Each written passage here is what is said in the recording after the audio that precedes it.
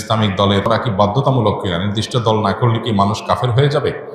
ভাই, এগুলো হলো বিভিন্ন আমাদের ভাই ব্রাদারদের বাড়াবাড়ি। বিভিন্ন ইসলামিক দলের কর্মীরা তারা তাদের মতো করে অনেক কথা বলেন, যেগুলো আসলে না কোরআন হাদিসে আছে, না তাদের দলের নেতারা তাদেরকে ভাই বলেন। এরকম অনেক ভাই ব্রাদার আছেন যারা এই ধরনের কথাবার্তা বলেন। একজন মুসলমান রাজনীতি সচেতন হতে হবে।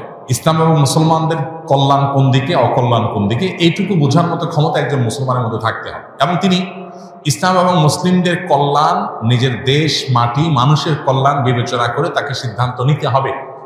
তার কোনো সিদ্ধান্ত এটা যদি কোনো খারাপ মানুষের বা ইসলাম মুসলমানদের প্রতি বিদ্বেষ পোষণকারী বা ইসলামের ব্যাপারে অমনোযোগী মানুষের এগিয়ে যাওয়ার পথকে উন্মোচন করে, সে আল্লাহর কাছে দায়ী থাকবে। এজন্য তার রাজনীতির সচেতনতা, তার মতামত এবং ভোট প্রদান, এগুলোর ক্ষেত্রে অবশ্যই দায়িত্বশীলতার পরিচয় একজন মানুষকে দিতে হবে। কিন্তু একই সাথে দাওয়াতি কাজ করার জন্য, ইসলামের মানুষকে আহ্বান করার জন্য অনেক প্ল্যাটফর্ম আছে। ইসলামী দলগুলো সেরকম অনেকগুলো প্ল্যাটফর্ম, অনেকগুলো দল, অনেকগুলো প্ল্যাটফর্ম। কেউ কোনো প্ল্যাটফর্মকে বেশি উপযোগী মনে করে সেই প্ল্যাটফর্মে তিনি কাজ করছেন, সেটা পলিটিক্যাল হতে পারে, নন পলিটিক্যাল হতে পারে। এটা আল্লাহর কাছে নাজাত পাওয়ার জন্য যথেষ্ট। মৌলিকভাবে মুসলিমদের যে মূল ধারা আছে, সেই মূল ধারা, সেই ধারার মধ্যে আবার বহু উপধারা, বহু প্ল্যাটফর্ম আছে।